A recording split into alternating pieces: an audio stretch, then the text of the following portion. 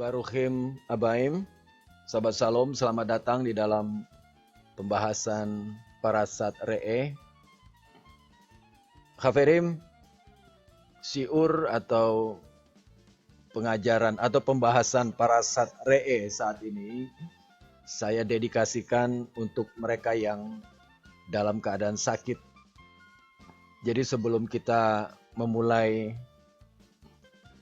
pembahasan ini, kita mau berdoa dulu buat mereka yang sakit.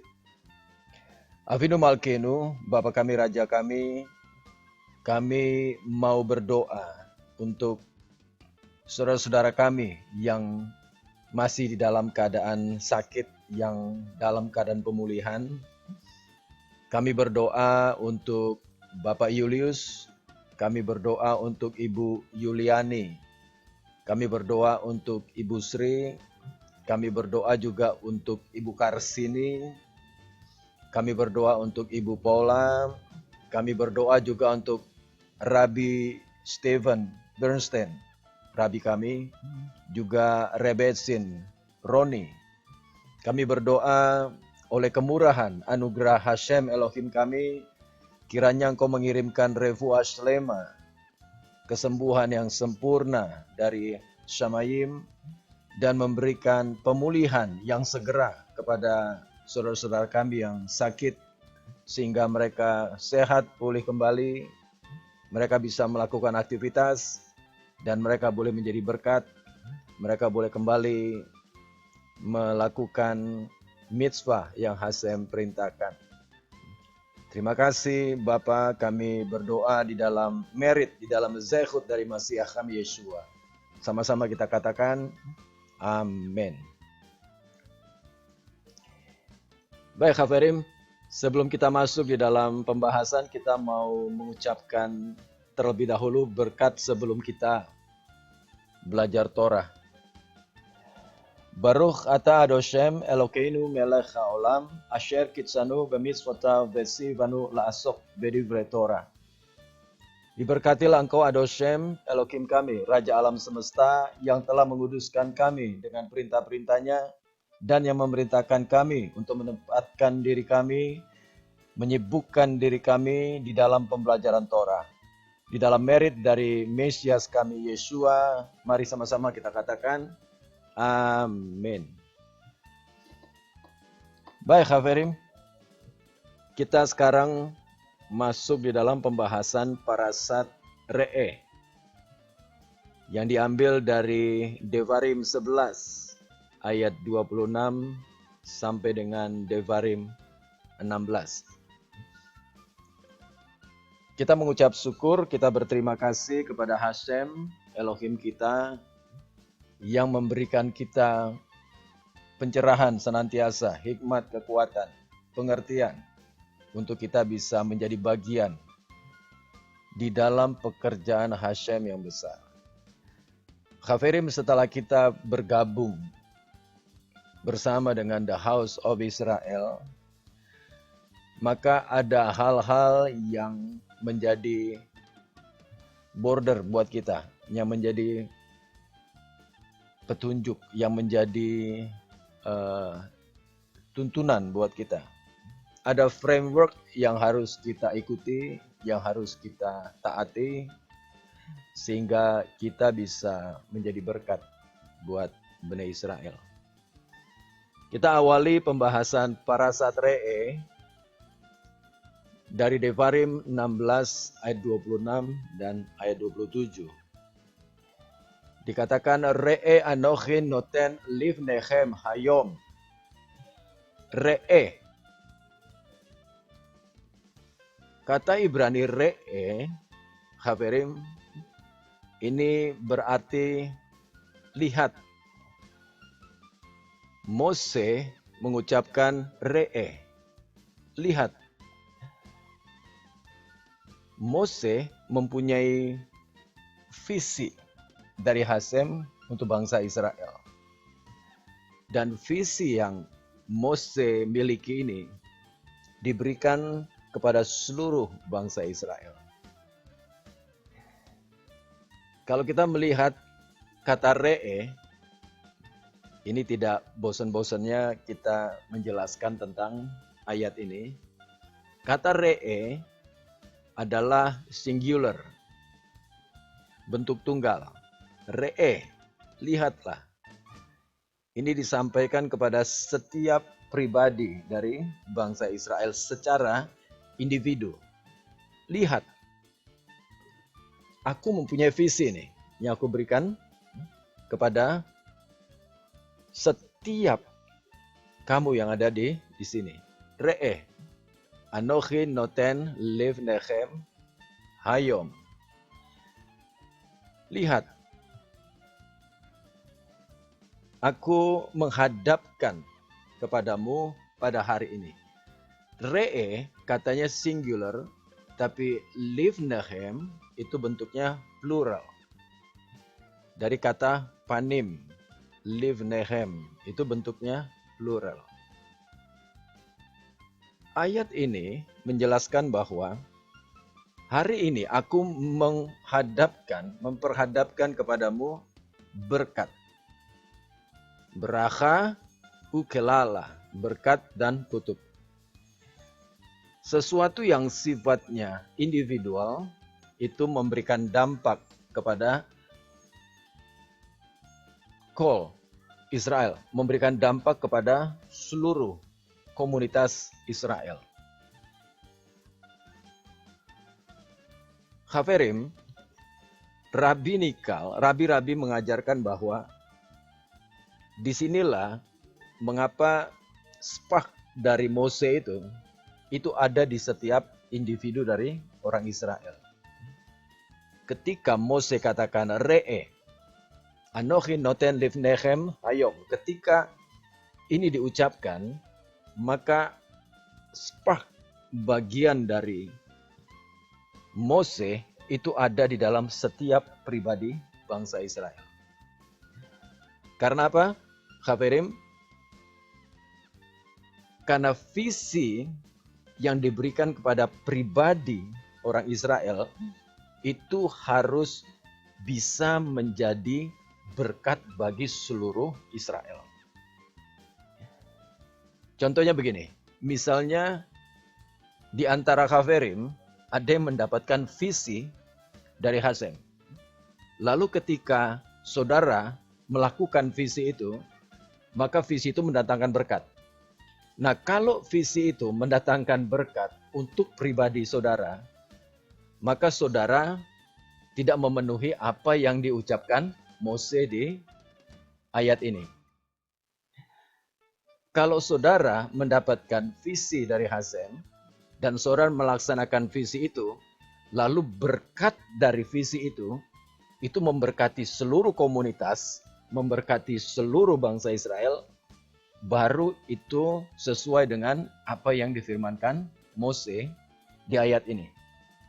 Jadi setiap misi individual yang diberikan Hasem ketika mereka secara pribadi melakukan visi itu, dan dari visi itu menghasilkan berkat, dan berkat itu diterima oleh seluruh komunitas, diterima oleh seluruh Israel, itu baru sesuai dengan apa yang dimaksudkan Mose di sini. Jadi setiap visi yang diterima secara individual oleh bangsa Israel itu harus memberikan dampak berkat kepada seluruh Israel. Ini juga yang sering disebut dengan arevut. Demikian juga sebaliknya. Ya, Haverim ya. Maka dikatakan di sini bahwa Chazal selalu menjelaskan begini, aku memperhadapkan kepadamu berkat dan kebalikannya. Rabinikal itu tidak membahasakan kutuk, tapi berkat dan kebalikannya. Jadi demikian juga kebalikannya. Kalau seseorang melakukan sesuatu yang tidak berkenan di hadapan Hasem, dia juga akan mendatangkan kutuk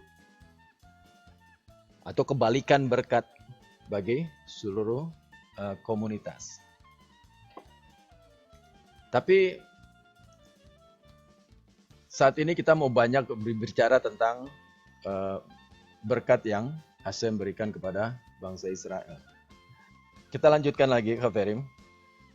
Ada suatu pembahasan yang signifikan, yang cukup luar biasa dari Rasi. Rasi mengatakan, I set before you the blessing. Aku memperhadapkan kepadamu berkat with the condition that you should obey. Dengan satu kondisi, ketika engkau, atau dengan satu kondisi bahwa engkau harus patuh. Ini menjadi satu pembahasan, Khaveri. Kenapa menjadi satu pembahasan? Karena ada beberapa kebenaran yang bisa kita tarik dari bangsa Israel. Pertama, di Parasat Ekev, parasat sebelumnya, kita diajarkan bahwa berkat yang diterima Israel dari Hasem datang dari meritnya para leluhur. Kita belajar di sahabat kemarin bahwa berkat-berkat yang Israel terima dari Hasem itu datang dari meritnya leluhur. Dari meritnya Abraham, dari meritnya Ishak dan Yakov. Tidak tergantung dari kondisi bangsa Israel. Bagaimanapun kondisi dan situasi mereka, berkat melalui kebaikan dari Abraham, Ishak dan Yakov itu tetap menjadi bagian mereka. Itu yang pertama kita belajar. Bahwa Israel taat kepada Torah atau Israel tidak taat kepada Torah, berkat dari meritnya Abraham, Ishak dan Yakov itu sudah menjadi bagian mereka. Itu nggak bisa diganggu gugat. Ya Khaverim ya, itu kita belajar. Lalu kita juga belajar di parasa sebelumnya, ada 3 hal yang diberikan Hasem kepada Israel melalui penderitaan. Yang pertama adalah Torah, yang kedua adalah Eret Israel, tanah Israel, yang ketiga adalah the world to come, olam haba. 3 hal ini diterima oleh bangsa Israel melalui penderitaan. Kita juga belajar di parasa kemarin bahwa ada berkat-berkat yang diterima oleh bangsa Israel yang datang dari kebaikan Torah. Di mana Torah itu ditulis dengan 22 huruf Ibrani. Dan ada berkat yang diterima Israel dari kebaikan Torah. Nah, jadi keterangan Rasi di sini, di mana Rasi menyatakan bahwa aku memperhadapkan kepadamu berkat dengan satu kondisi bahwa engkau harus patuh. Jadi Rasi nggak salah, Khaveri. Di satu sisi, Israel tetap terima berkat dari kebaikan, dari meritnya Abraham, Ishak, dan Yakov. Tetapi ada berkat-berkat lain yang diterima Israel dari kepatuhan terhadap Torah. Dari kebaikan-kebaikan Torah itu, mereka akan terima berkat berdasarkan kepatuhan mereka, berdasarkan kesetiaan mereka untuk mereka melakukan Torah. Jadi di ayat ini, Khaverim, ada 2 hal, ada 2 kondisi. Yang pertama, Israel tetap menerima berkat dari kebaikan para leluhur, dari meritnya Abraham, Ishak, dan Yakov. Tetapi Israel juga terima berkat dengan satu kondisi, di mana mereka harus patuh kepada Torah, taat kepada Torah. Baru mereka juga menerima berkat-berkat yang lain yang mereka terima dari kebaikan Torah. Dan kebalikannya, kalau mereka tidak patuh kepada Torah, kalau mereka tidak setia melakukan mitzvot, juga ada hal-hal yang sebaliknya. Nah, ini untuk ayat yang ke-26. Ya, Khabarim ya. Lalu lebih lanjut, kita melihat apa yang dimaksud dengan berkat di sini. Dan kebalikannya. Ya, atau kita sebut kutuk. Apa yang dimaksudkan dengan berkat dan kutuk di sini? Ya, Khabarim ya, sebab Yang dimaksud oleh Mose di sini bukan berkat yang kita melihat secara fisik. Ibn Ezra menjelaskan bahwa a blessing, berkat, yang dimaksud berkat di ayat ini is an increase in good. Adalah peningkatan dari kebaikan. Itu namanya berkat, ya, peningkatan dari kebaikan. Sedangkan kutuk itu adalah kelala, penurunan. Dari kata Ibrani kala, penurunan. Jadi berkat itu bicara tentang peningkatan kebaikan, dan kutuk itu bicara tentang penurunan. Jadi maknanya lebih dalam lagi, ya Khafarim ya. Jadi kalau nesama kita meningkat, kalau kepatuhan kita meningkat, kalau knowledge kita meningkat, kalau ketaatan kita meningkat, kalau hikmat kita meningkat, itu berkat. Tetapi kalau nesama kita degradasi, kerajinan kita degradasi, pemahaman kita nggak ningkat-ningkat, kerajinan kita melakukan mitzvah nggak naik-naik, nggak tingkat-tingkat, nah itu yang disebut kebalikan dari berkat. Ini yang dimaksudkan oleh Ibn Ezra. Jadi berkat itu ada peningkatan.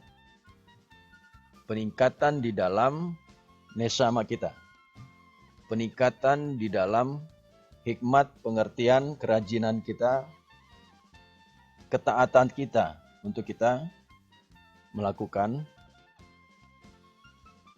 mitzvah. Nah, jadi Khafarim, ini suatu pengertian yang harus kita pahami dengan baik dan dengan benar. Jadi berkat di sini bukan hanya berbicara soal fisik saja, ya, soal materi saja, tidak. Tapi berkat di sini lebih kepada kebaikan. Kebaikan dari apa? Kebaikan dari Torah.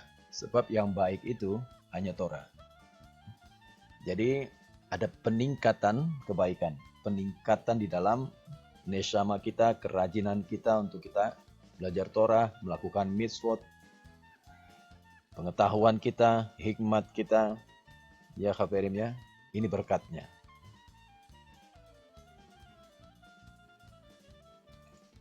Nah, Or HaChaim penjelasannya juga bagus, Khafarim.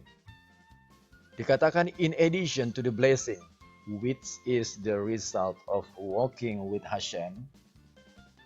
Ya, jadi dikatakan di dalam penambahan. Nah, ini ada penambahan. Ya, Khafarim ya. Ada penambahan. Ya, jadi berkat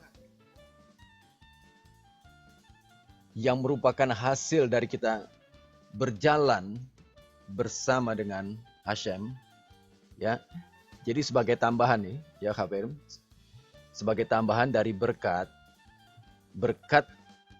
karena kita berjalan dengan Hashem, berjalan di jalannya Hashem, berjalan di halakanya Hashem, akan ada bonus. Ya tambahannya tuh ada bonus. Bonusnya apa? Mereka akan mendengarkan perintah Hashem. Jadi gini, Khafarim.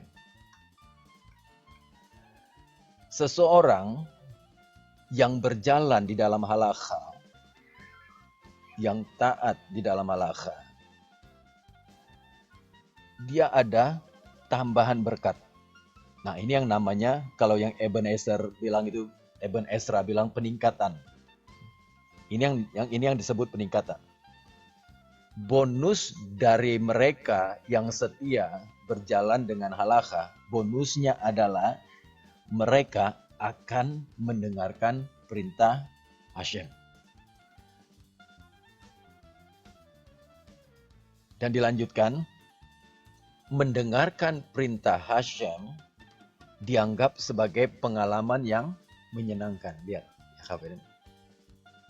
ya, hearkening the God's commandments is perceived as a pleasurable experience by itself. Mendengarkan perintah Hashem, perintah-perintah Hashem, itu dianggap sebagai pengalaman yang menyenangkan. Dan dikatakan, it helps the soul to feel alive. Itu membantu jiwa, nesama, untuk merasa hidup.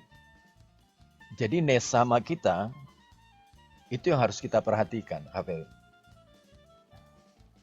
Seseorang yang senang mendengarkan perintahnya Hashem, apalagi dia melakukan perintah itu, maka ini membantu nesama mereka merasa hidup.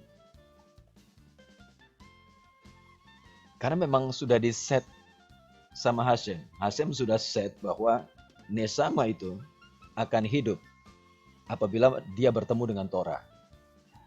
Neshama tidak bertemu dengan Torah, dia nggak akan hidup. Makanya ketika seseorang dia berjalan bersama dengan Hashem, berjalan di dalam halakha, dia dapat bonus. Bonusnya apa? Dia lebih senang lagi mendengarkan perintah. Ketika dia lebih senang mendengarkan perintah, maka ini menjadi pengalaman yang menyenangkan buat dia dan membantu jiwanya merasa hidup. Ya Khabarim ya. Jadi ini penjelasan dari Orach HaChaim. Ini yang dimaksud dengan berkat yang Mose berikan kepada bangsa Israel. Makanya ketika seseorang menerima visi Hashem, menerima berkat ini, berkatnya ini harus dirasakan oleh seluruh komunitas. Seluruh kol Israel harus merasakan berkat itu. Jadi setiap neshama dan seluruh neshamot itu akan merasakan berkat yang sama. Baruch Hashem. Kita lanjutkan lagi, Khabarim. Kita lanjutkan Orach HaChaim lagi.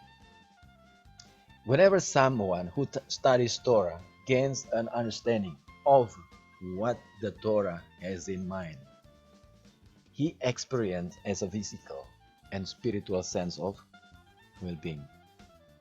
Ini lebih dahsyat lagi nih Khabarim ya. Lebih luar biasa lagi. Setiap kali seseorang yang mempelajari Torah memperoleh pemahaman, gains an understanding, dia memperoleh pemahaman tentang apa yang ada dalam pikiran Torah. Dia mengalami perasaan kesejahteraan secara fisik dan spiritual. Ini berkat yang dijelaskan oleh Orach HaChaim. Bahkan dikatakan dia berhutang budi kepada Hashem. Karena apa? Karena Hashem sudah memberinya kesenangan, such a pleasure, kesenangan seperti itu. Tidak perlu ditambahkan karena orang seperti itu tidak dapat menuntut imbalan Hashem karena telah mengizinkannya mengalami kegembiraan. Jadi orang-orang yang seperti itu, Khabarim, nggak perlu ditambahkan apa-apa lagi. Dia sudah tidak tertarik dengan hal-hal yang lain. Karena apa? Dia sudah mengalami pengalaman yang luar biasa secara fisik juga secara spiritual. Dia sudah mengalami suatu kesukaan, kesenangan yang diberikan Hashem lewat Torah tadi. Lewat pengenalannya akan kebenaran Hashem. Bahkan orang ini dia merasa berutang budi dengan Hashem. Ini berkatnya, ya Khabarim. Nah ini memang proses sampai kita bisa sampai di level ini, ya Khabarim ya. Sampai kita bisa sampai di apa ya? Kira-kira begini. Ini kita bisa deteksi. Ya, kita bisa deteksi, Kak Ferry. Ketika bangun Jumat pagi, dia gembira. Dia senang. Kenapa dia bangun Jumat pagi senang? Dia senang karena apa? Dia mau masuk Sabat. Hari ini saya harus beres-beres. Saya harus bikin roti kala, saya harus siapkan anggur, saya harus siapkan lilin. Ya, apalagi orang Yahudi itu lebih paham. Hari Jumat itu adalah waktu untuk mereka bisa sedekah. Jadi kalau mereka bisa bikin roti kala banyak dan mereka bisa berikan kepada orang yang tidak mempunyai roti kala, supaya apa? Supaya mereka bisa melaksanakan RF Sabat dengan baik. Itu menjadi suatu sukacita, satu kegembiraan. Nah, kita deteksi. Kalau seseorang hari Jumat pagi, dia begitu senang, girang, kan mau masuk Sabat. Nah, ini tanda-tandanya. Ya, tanda-tanda dia sudah mengalami pengalaman yang luar biasa dari Torah. Ya. Wah, saya senang hari ini saya mau ucapkan berkat untuk penyalaan lilin bagi suami saya, bagi anak-anak saya. Hari ini saya akan bikin makanan untuk suami saya, untuk anak-anak saya, untuk dia bisa makan di Sabat. Suaminya juga senang. Anak-anak juga senang. Mereka beres-beres rumah. Nah, ini tanda-tanda, Hafirim ya. Jadi kalau seseorang yang sudah mengalami hal itu, dia akan senang dengan hal-hal tersebut. Baruch Hashem. Ini kira-kira yang disampaikan oleh Or Hakaim. Kita bisa lihat di dalam Yesayahu 53. Yesayahu 53 ayat 3. Kalau di kitab suci kita itu ayat 4. Ya saudara ya. Itu dikatakan Shima'u utehi nafsehen. Dikatakan dengarlah maka jiwamu akan hidup. Ya Khafirim ya. Dengarlah maka jiwamu akan hidup. Jadi ketika kita mendengarkan perintahnya Hashem, mitzvot, itu akan menghidupkan nesama kita, menghidupkan jiwa kita. Baik, itu ayat 26 dan ayat 27. Kita lanjutkan di ayat 28. Dan kutub, dan kebalikannya. V'cha kelala im lo tisma'u el mitzvot Adonai Elohechem. Besartem min haderech aser anochi metzave etchem hayom. Lalechet achare Elohim acharim asher lo yedatem. Dan kutub, jika kamu tidak mendengarkan perintah Hashem, im lo tisma'u, jika engkau tidak mendengarkan et mitzvot Adonai, tidak mendengarkan mitzvah, mitzvot, perintah-perintah Hashem, Elohechem, Elohimu. Jadi kalau kita mendengarkan, nesama kita hidup. Itu berkatnya, Khafirim ya. Ada peningkatan kebaikan. Tapi kebalikannya, kalau kita tidak mendengarkan mitzvot, tidak mendengarkan perintah Hashem, akan ada kutub. Akan ada kebalikannya. Bahkan dikatakan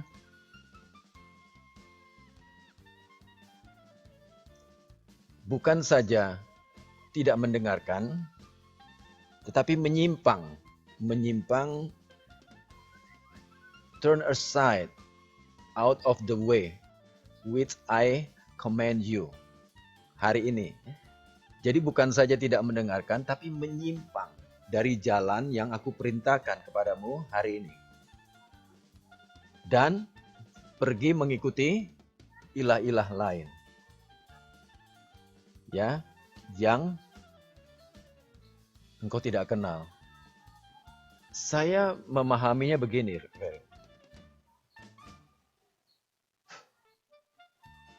Mungkin kita tidak secara fisik mengikuti ilah lain. Mungkin kita tidak secara fisik menyembah kepada ilah lain. Tetapi ayat 28 ini menjelaskan kepada kita, jika kita tidak mendengarkan perintah-perintah Hashem dan menyimpang dari perintah tersebut, secara otomatis kita sudah menyembah kepada ilah-ilah asing. Karena apa? Dikatakan yang tidak kamu kenal. Maksudnya apa? Kita nggak menyadarinya. Ketika kita tidak menyadarinya, kita sudah menyimpang dan kita sudah menyembah kepada ilah-ilah asing. Ya Khafirimnya, jadi benar-benar harus kita waspadai baik. Ketika kita mulai tidak mendengarkan mitzvah, dan ketika kita mulai menyimpang, maksudnya ketika kita tidak mendengarkan mitzvah, maka kita melakukan apapun tidak sesuai dengan mitzvotnya Hashem. Karena kita nggak dengar. Nah ketika kita menyimpang seperti itu, secara otomatis kita sudah menyembah kepada ilah-ilah asing. Ya Khafirimnya, Rashi menjelaskan, dikatakan dia yang melayani ilah-ilah asing, ya, dia yang melayani berhala, menyimpang dari seluruh jalan kehidupan yang telah diperintahkan kepada Israel.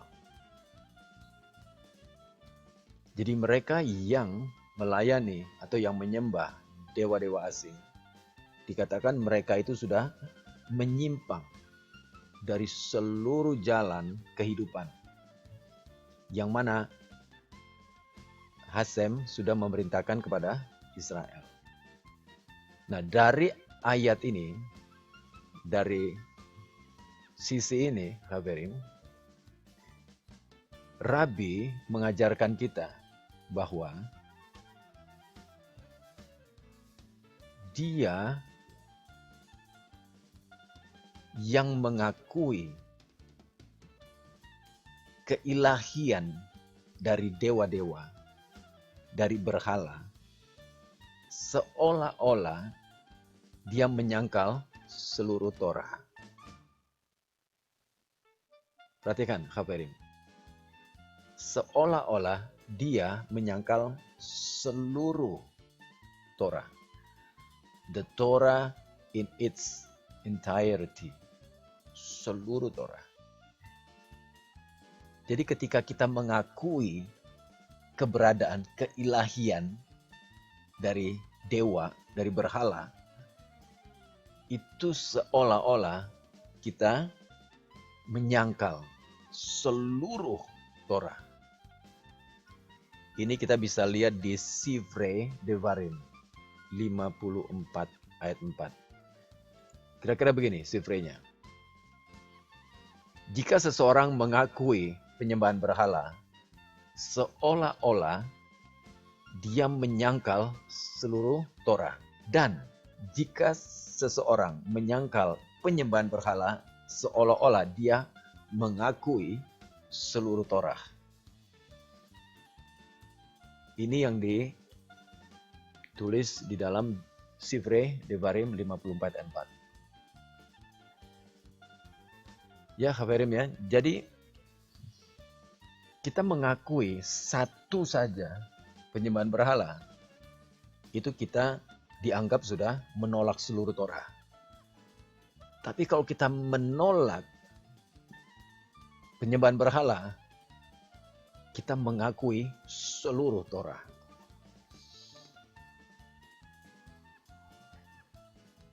Kenapa ini penting, Khafirim? Ini penting. Pentingnya kenapa? Salah satu obat yang bisa menyembuhkan nesama kita supaya dikembalikan seperti semula, itu hanya Torah. Ketika manusia sudah berdosa, ketika manusia sudah menyimpang dari kehendak Hashem, maka Hashem memberikan Torah. Torah itu seperti obat, satu-satunya obat yang bisa menyembuhkan neshama, dipulihkan kembali seperti semula. Itu hanya Torah, Hafirin. Jadi dengan Torah, kita bisa dibersihkan kembali kelipah-kelipah yang menutupi spark kita.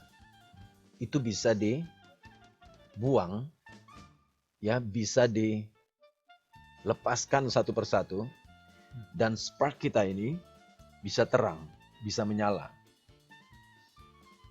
Kenapa ini penting? Penting, Hafirin. Setiap individu itu diberikan Hashem spark. Ya, Hafirin ya.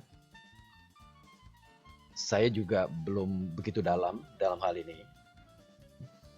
Tapi memang dijelaskan oleh Rabbi Nikal bahwa kita diberikan sejumlah spark di dalam kehidupan kita.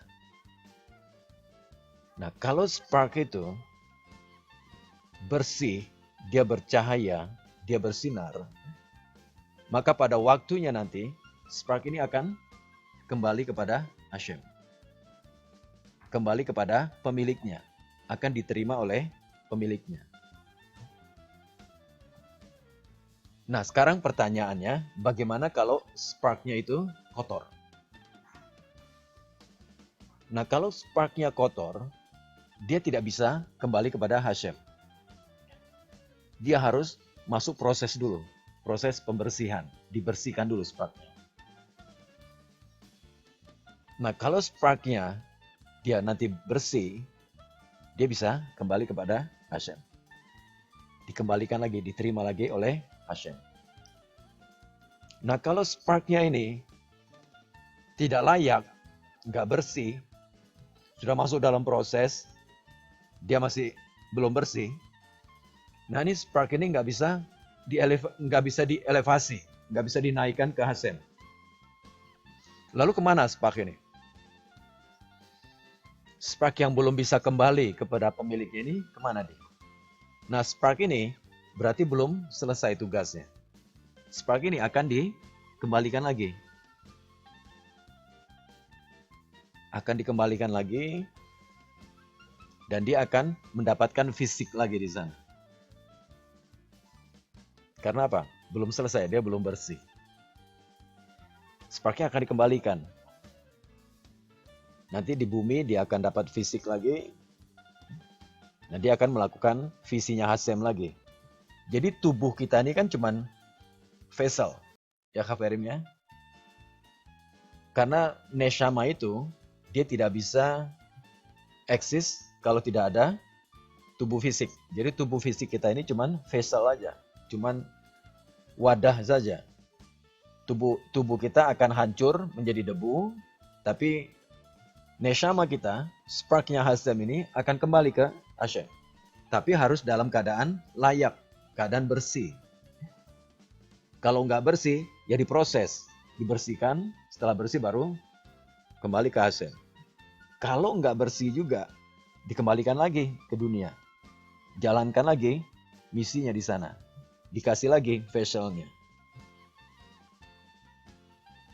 Nah, satu-satunya alat yang bisa membersihkan itu adalah Torah. Mitzvotnya Hashem. Itu alatnya.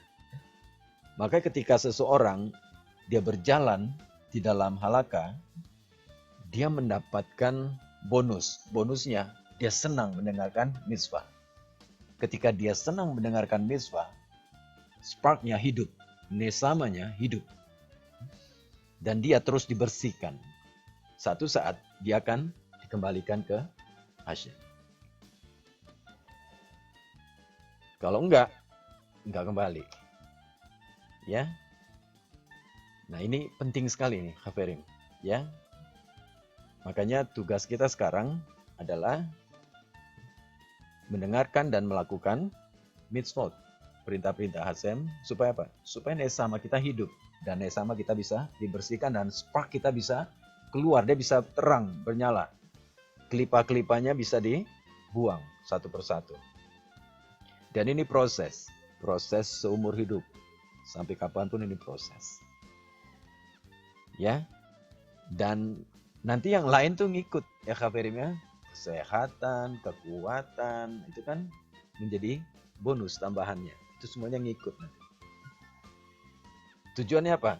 Supaya spark ini lebih menyala lagi. Jadi dengan kekuatan, hikmat, kekayaan, itu hanya fasilitas supaya kita bisa lebih lagi menghidupkan spark-nya. Ya Kak Ferim ya, dengan berkat yang Hashem berikan, kita bisa sedekah. Nah ketika kita sedekah, itu menghidupkan spark kita, menghidupkan nesama kita. Nesama kita menjadi hidup hanya dari suatu tindakan ketika kita melakukan perintah, melakukan mitzvahnya Hashem.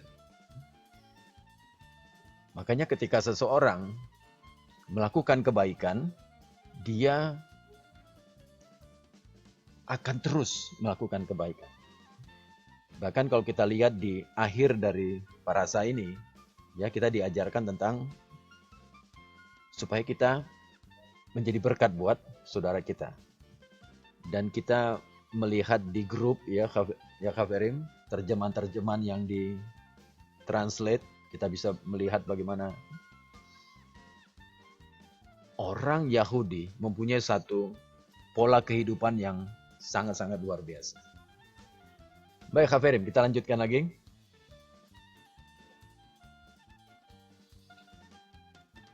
Devarim 12 ayat 2. Dikatakan, Avet Avedun et kol hamakomot asher avedu sam agoim. Kamu harus memusnahkan sama sekali segala tempat di mana bangsa-bangsa yang daerahnya kamu duduki itu beribadah kepada ilah mereka. Ya itu kira-kira terjemahan kitab suci bahasa Indonesianya seperti itu. Ya Kak Ferim ya.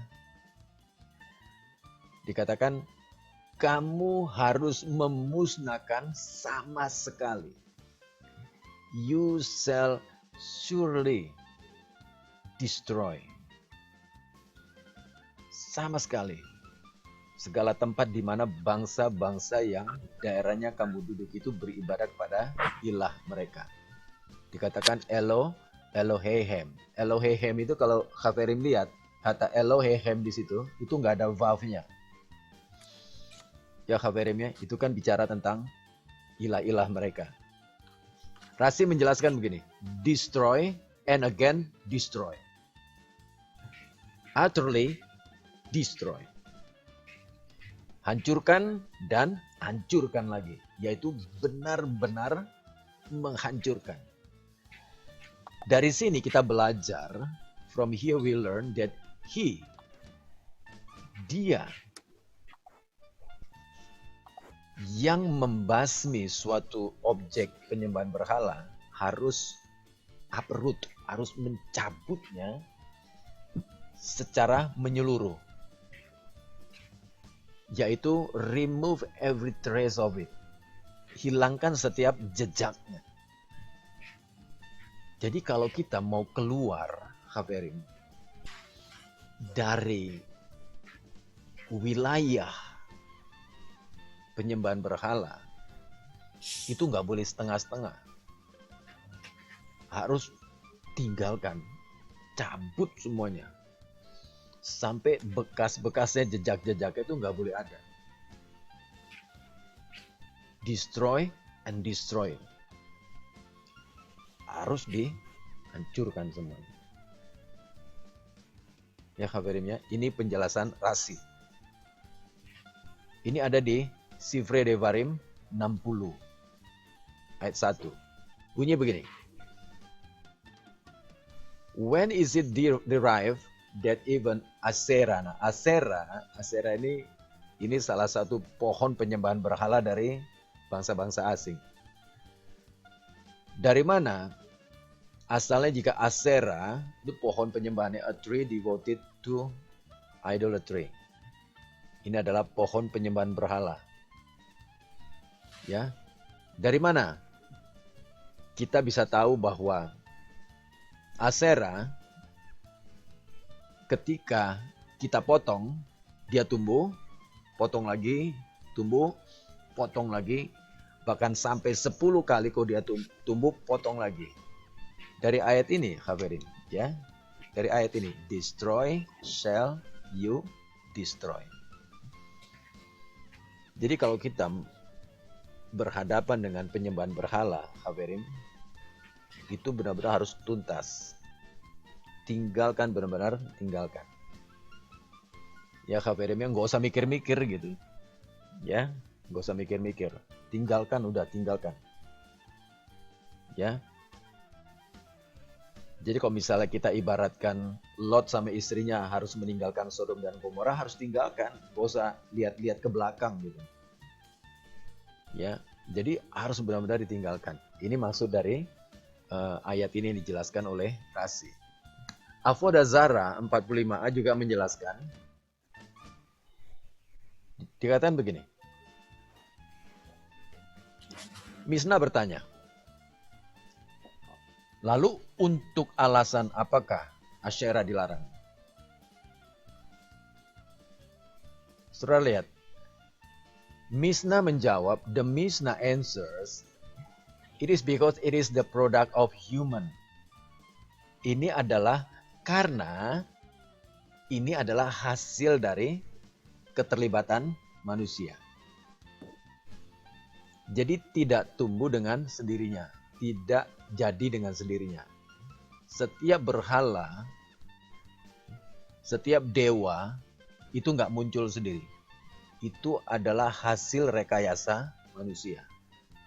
Nanti kita lihat selanjutnya, Hafirim ya. Nanti kita lihat sampai sejauh mana Mose berbicara tentang idolatry ini. Dan dikatakan, dan Halakha menulis begini, bahwa apapun yang merupakan produk dari keterlibatan manusia itu dilarang. Ya Hafirim, apapun yang hasil dari inspirasi dari manusia itu semua dilarang. Ya Hafirim ya. Kalau Israel nggak ada tuh, ya. Apa yang Israel bikin semuanya perintah dari Hashem. Tabernakel Hashem yang perintahkan. Isi-isinya semua, ya, menoranya, mesbahnya, meja rotinya, semuanya itu Hashem yang perintahkan. Jadi kalau itu bukan datang dari Hashem, tapi itu dari inspirasi manusia, nah itu yang dilarang. Nah inilah yang harus kita pahami dengan baik ya Hafirim ya. Oke, kita lanjutkan lagi. Devarim 12 ayat 4 dan ayat yang kelima. Lo ta'asun ken la Adonai Elohechem ki im elhamako aser yibhar Adonai Elohechem mikol sevetechem. Dikatakan, jangan kamu berbuat seperti itu terhadap Hashem Elokimu. Tetapi tempat yang akan dipilih Hashem Elokimu dari segala sukumu sebagai kediamannya untuk menegakkan namanya di sana, tempat itulah harus kamu cari dan kesanalah harus kamu pergi.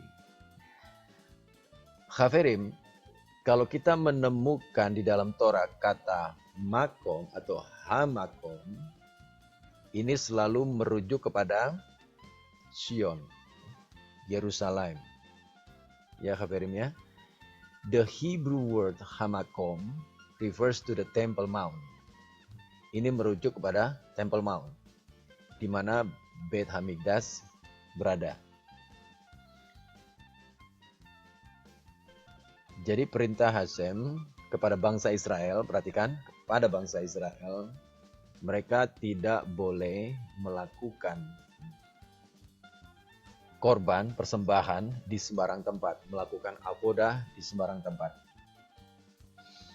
Mereka harus melakukan di tempat yang sudah Hashem pilih, yaitu di Temple Mount, Yerusalem, yang sekarang kita tahu adalah Bet Hamikdash. Dan itu tidak pernah berubah, ya kafirinnya, dari sejak ayat ini disampaikan sampai saat ini. Itu tidak berubah. Nah lalu bagaimana kita? Kita juga kan mau menyembah kepada Hashem, Elohimnya Abraham, Ishak dan Yakov. Tapi kita jauh dari Temple Mount, kita jauh dari Bet Hamikdash. Bagaimana kita melakukannya? Kita salah nggak? Sama kafirin, banyak juga bangsa Israel yang ada di diaspora saat ini. Ada di exile, tidak dekat dengan Yerusalem. Lalu bagaimana mereka bisa melakukan perintah Hashem?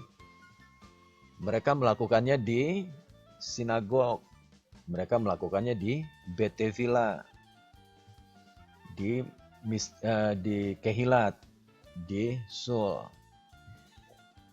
Apalagi sekarang kan Bet Hamikdash nggak ada.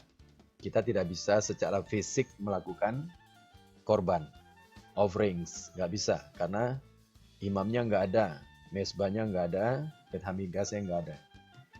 Tapi kita bisa memperingati, ya commemorate. Kita bisa commemorate, memperingati atau mengingat apa yang menjadi avodah di Bet Hamikdash. Walaupun tidak secara fisik kita mempersembahkan korban. Tapi kita bisa melakukan avodahnya. Di mana? Di Kehilat, di sinagog. Mereka bisa melakukan avodah yang ada di Bet Hamikdash. Walaupun sifatnya cuman commemorate. Tidak secara fisik membawa korban, offerings, persembahan di hadapan Hashem. Itu yang bisa kita lakukan.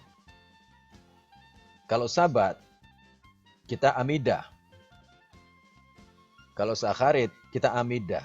Itu adalah korban. Korban Sabat kita. Makanya kalau amidah, kita enggak berjalan-jalan, ya. Kita enggak ke belakang, ke dapur, ke kamar mandi. Selama amidah, kita tetap di tempat dan kita menyelesaikan seluruh amidah. Ini adalah commemorate terhadap offerings, persembahan yang dibawa oleh Kohen pada waktu Bet Hamikdash masih berdiri. Ya, kata makom, gematrianya itu 186, itu sama dengan Lezion, ke Sion. Jadi ini kebenarannya. Kita lanjutkan lagi Devarim 12 ayat 8. Lo ta'asun kechol asher anachnu osim ho hayom. Jangan kamu melakukan apapun yang kita lakukan di sini sekarang. Yakni masing-masing berbuat segala sesuatu yang dipandangnya benar. Ya kafirim ya. Ini yang harus dihindari.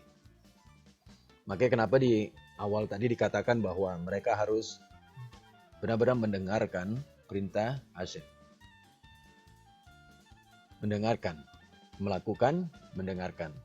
Kita belajar di parasa sebelumnya. Setiap perkataan yang Hashem ucapkan akan kami lakukan dan kami dengarkan. Jadi lakukan terlebih dahulu, lalu apa? Dengarkan, belajar sesegera mungkin, supaya apa? Supaya kita memahami apa yang akan kita lakukan next, selanjutnya. Jadi lakukan dulu. Jangan tunggu pinter dulu. Lakukan dulu, lalu belajar. Sampai apa? Sampai kita memahami. Itu perintahnya Hashem. Ya kafirim ya. Jadi sambil kita belajar, belajar perlu. Dikatakan belajar itu perlu, segera harus belajar supaya kita memahami. Tetapi jangan tunggu pinter dulu baru kita melakukan. Lakukan dulu. Ya. Ini saudara-saudara kita yang sudah ambil bagian di dalam Let's Do It Together di Kabalat Sabat. Ya kan mulai dulu. Mulai dulu. Enggak tunggu sempurna dulu. Ya, mulai dulu. Nanti kesananya makin baik, makin sempurna, makin baik. Karena apa? Kita meningkatkan kebaikan di dalam soul kita. Itu berkatnya. Ya, mulai dulu, lakukan dulu, lalu belajar. Setiap hari selalu ambil 1 jam belajar. Meningkatkan kebaikan di dalam mesama kita. Ya, Khaverim ya. Nah itu prosesnya. Nah ini harus kita lakukan ya, Khaverim. Ya, jadi kalau misal ada saudara yang belum dapat bagian untuk ambil bagian di dalam Let's Do It Together, mulai belajar aja. Mulai belajar. Karena kan belajarnya ini pelan-pelan ya, Khaverim ya. Nggak bisa buru-buru, pelan-pelan. Nah nanti ketika saudara-saudara kita yang pertama ini sudah pindah ke part yang lain, nanti saudara yang baru mulai lagi di part yang awal. Sampai nanti satu saat salah satu dari saudara yang akan memimpin sidur untuk Kabalat Sabat. Ya, Khaverimnya. Ini peningkatan kebaikan di dalam neshama kita. Jadi dikatakan, you shall not do after all that we do here this day. Kenapa? Every man whatsoever is right in his own eyes. Setiap orang dikatakan berbuat apa yang benar di dalam pandangannya sendiri. Kita harus mendengarkan miswah, kita harus belajar bersama-sama. Sifri Devarim 65 menjelaskan tentang Devarim 12 ayat 8 ini. Yang dikatakan, you shall not do as all that we do here today. Engkau tidak boleh melakukan seperti yang apa kita lakukan hari ini. Kalau Sifre ini menjelaskan tentang apa yang diperintahkan kepada bangsa Israel secara fisik. Yaitu begini, Khaverim.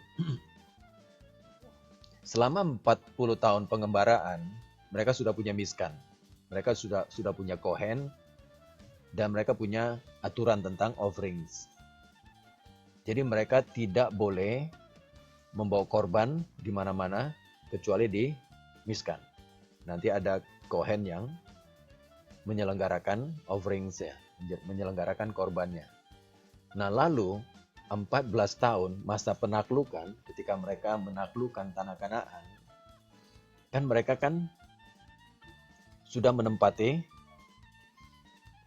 bagian-bagian pusaka mereka, ya, bagian-bagian warisan mereka.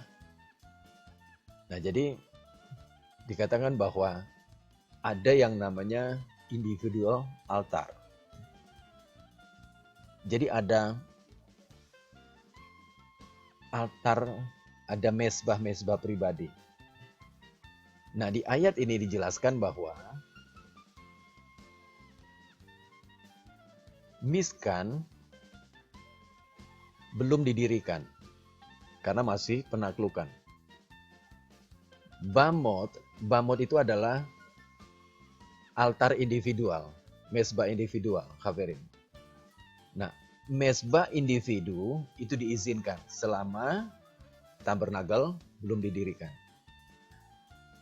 Dan setiap layanan offerings, pengorbanan, itu dilakukan oleh anak sulung. Jadi selama 14 tahun penaklukan tanah Kanaan, altar individu itu masih diizinkan. Tetapi kalau miskan sudah didirikan, altar individu harus dihancurkan, harus dihilangkan, nggak boleh ada lagi, harus masuk di dalam miskan. Rabbeinu Bachya menjelaskan begini.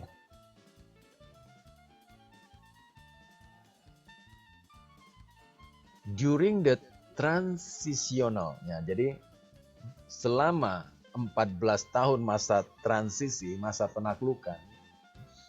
Jadi 14 tahun itu mereka perang, mereka merebut daerah-daerah, lalu mereka bagi.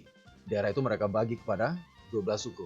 Nah, selama 14 tahun itu, were still permitted.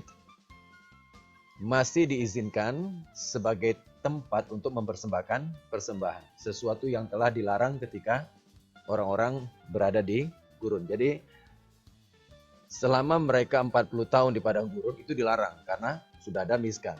Tetapi 14 tahun masa transisi ini bisa. Jadi altar pribadi bisa.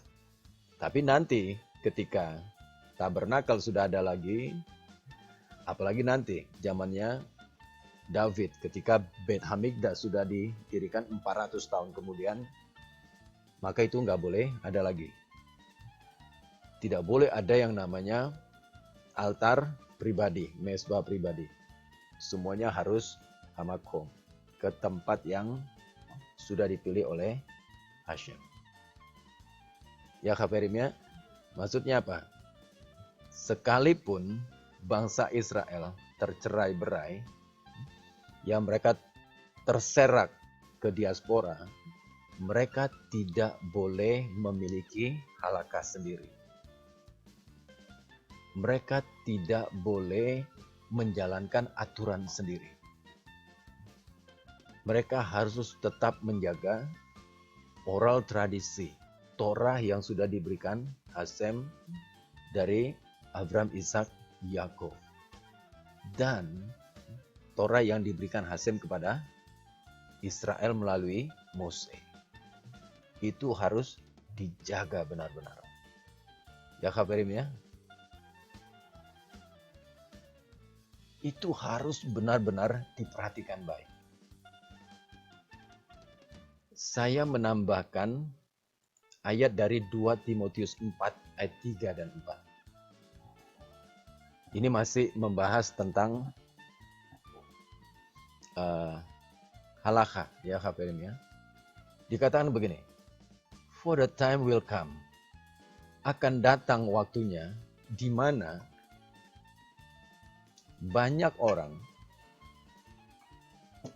will not put up with sound doctrine. Di mana orang tidak dapat lagi menerima ajaran-ajaran doktrin, ajaran-ajaran yang sehat, ajaran-ajaran yang sesuai dengan firman. Instead to suit their own desire. Dikatakan, tetapi mereka akan, they will gather around them. Mereka akan mengumpulkan. Dikatakan guru-guru palsu. Ya. Ya saya tambahkan palsu. Di sana dibilangkan mengumpul guru-guru. Menurut kehendaknya untuk memuaskan telinga mereka. Mereka akan memalingkan telinganya dari kebenaran dan membukanya bagi dongeng. Lihat kafirin. Ayat ini begitu kuat. Kenapa? Tadi disampaikan di awal bahwa tanpa kita sadari, kita sudah menyembah kepada ilah-ilah asing. Perhatikan, tanpa kita sadari, kita sudah menyembah kepada ilah-ilah asing. Karena apa? Ini dia masalahnya kafirin. Ketika seseorang sudah tidak lagi mau mendengarkan mitzvot, dan mereka mulai mendengarkan hati mereka sendiri. Mereka sudah membangun kebenaran di dalam diri mereka sendiri. Dan mereka sudah mulai berjalan dengan kebenaran mereka sendiri. Menurut kebenaran mereka sendiri. Dikatakan menurut pandangan mereka. Tadi di ayat sebelumnya, ya, kita sudah belajar. Jangan kau melakukan seperti yang kita lakukan hari ini. Di mana masing-masing kita berjalan menurut kebenaran pandangannya sendiri. Nah, ketika orang sudah melakukan itu, Hafirin, dia sudah terjerat di dalam penyembahan berhala. Ya, Hafirin ya. Ini ayat kencang sekali nih, Hafirin. Makanya, setelah ayat ini, Hafirin, Devarim 13 menuliskan begini. Setelah pasal 12 tadi, lalu kita masuk ke pasal 13. Devarim tulis begini. Ki yakum bekir becha. Nabi-nabi, ya. Ki yakum bekir becha navi o cholem chalom. Dan perhatikan, venatan elecha ot o movet uvahavot vahamovet. Kalau kitab suci bahasa Indonesianya kira-kira begini. Apabila di tengah-tengahmu muncul seorang nabi atau seorang pemimpin dan ia memberitahukan kepadamu suatu tanda atau mujizat. Lihat, sekarang ini marak sekali orang-orang yang bernubuat, melakukan mujizat. Ya, Hafirin. Dan apabila tanda atau mujizat yang dikatakan kepadamu itu terjadi dan ia membujuk, mari kita mengikuti ilah lain yang tidak kau kenal dan mari kita berbakti kepadanya. Perhatikan, Hafirin. Jadi kalau misalnya ada ini, Hafirin, ini kita batasi. Ini di dalam lingkungan orang Yahudi. Ya, Hafirin, ini nggak keluar nih. Ini masih lingkungan orang Yahudi. Jadi apabila di dalam lingkungan orang Yahudi, di antara orang Yahudi, muncul seorang nabi atau pelihat, lalu dia bernubuat, lalu dia melakukan mujizat, dan nubuatnya terjadi, lalu mujizatnya terjadi. Tetapi gini, dia mengajak bangsa Israel untuk menyembah kepada ilah asing yang tidak mereka kenal. Bahkan mereka mengajak untuk berbakti kepada ilah asing yang tidak mereka kenal. Dengan catatan bahwa ilah asing itu bisa melakukan mujizat, bisa melakukan keajaiban, wonders. Ya. Dan ayat 4 katakan begini. Lo tismael divre an-navi hahu. Thou shalt not hearken unto the words of that prophet. Dikatakan, maka janganlah engkau mendengarkan perkataan nabi atau pemimpi itu, sebab Hashem Elokimu mencoba kamu untuk mengetahui apakah kamu sungguh-sungguh mengasihi Hashem Elokimu dengan segenap hatimu dan dengan segenap jiwamu. Kita lihat penjelasan Rashi, Hafirin. Menarik nih Rashi. Rashi menjelaskan begini. Meskipun demikian, engkau tidak boleh mendengarkan dia. Engkau tidak boleh memperhatikan dia. Meskipun tanda atau keajaiban itu terjadi. Ya, Hafirin ya. Jadi Rashi tegas nih. Ya. Dikatakan You shall not hearken unto him. Engkau tidak boleh memperhatikan dia. Engkau tidak boleh mendengar dia. Ya, walaupun meskipun tanda atau mujizat itu terjadi, enggak boleh. But if you ask, why then does Hashem give him a power to perform a sign? Ya, ketika engkau bertanya, lalu kalau kita nggak boleh dengarin, terus kenapa kok Hashem berikan dia kekuatan untuk melakukan tanda-tanda, mujizat? Nah, kitab suci menjawab begini, karena Hashem Elohimu menguji engkau untuk mengetahui apakah engkau sungguh-sungguh mengasihi Hashem Elohimu. Ya kabarnya, jadi kita kayak diuji. Apakah engkau sungguh-sungguh mengasihi Hashem Elohimu? Kalau Yudaism, kabarim, kalau orang Israel, patokan mereka apa? Patokan mereka Mose. Siapapun nabi, pelihat yang melakukan mujizat, nubuatan apapun, patokan mereka begini. Kalau tidak sesuai dengan apa yang diperintahkan Mose, mereka akan dengar. Itu ayatnya ada di pasal 13 ini. Hafid bisa baca di situ. Jadi kalau itu tidak sesuai dengan apa yang disampaikan Mose, mereka nggak akan dengarkan. Tidak akan mereka dengarkan. Ya kafirim ya, mereka nggak akan dengarkan.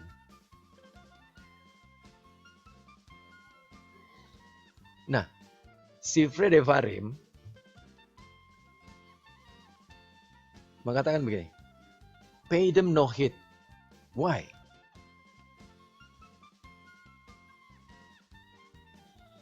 Karena apa?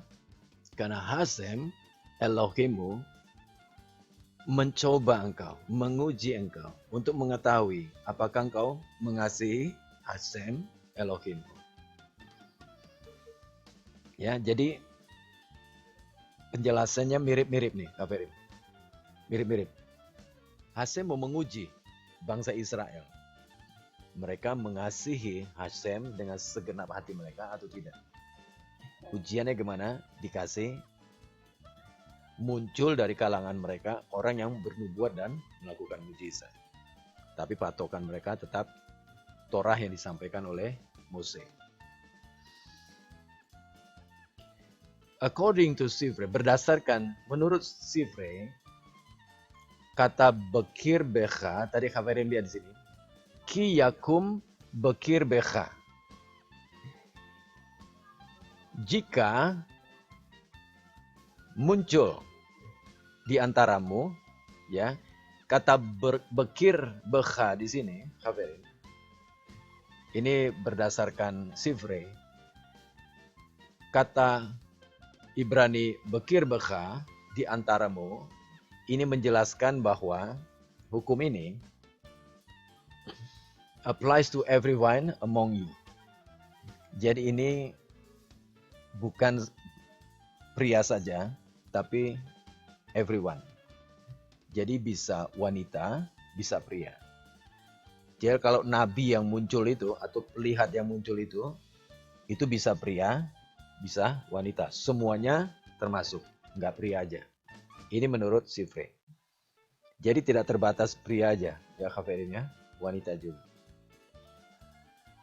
Nah, Devarim 13 ayat 8, ini saya pecah. Ayat ini saya pecah satu-satu, kafirin.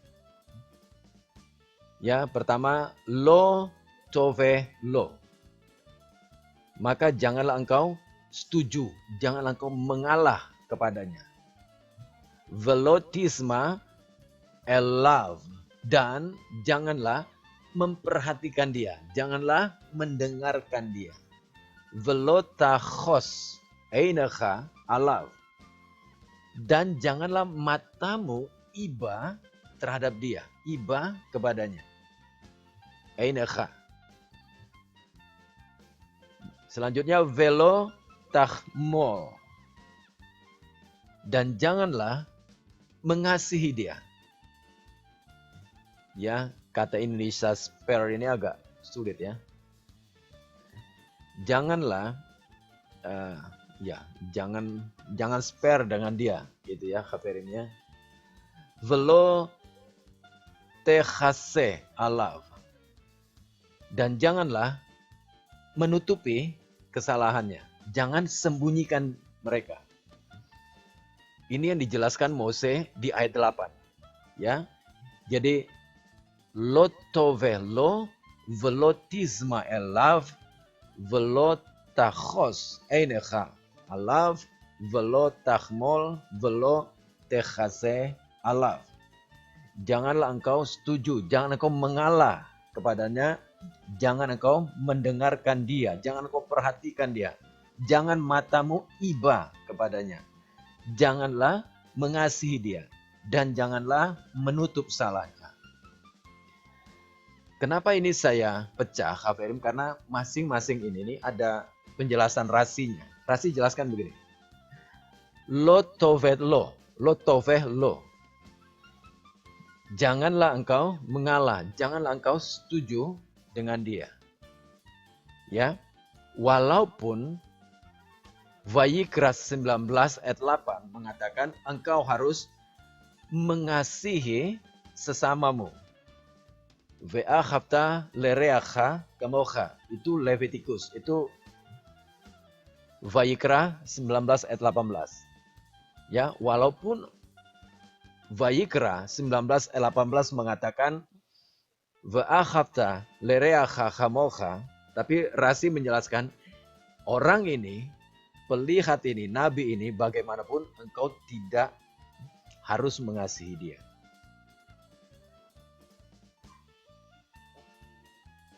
Velotisma alav.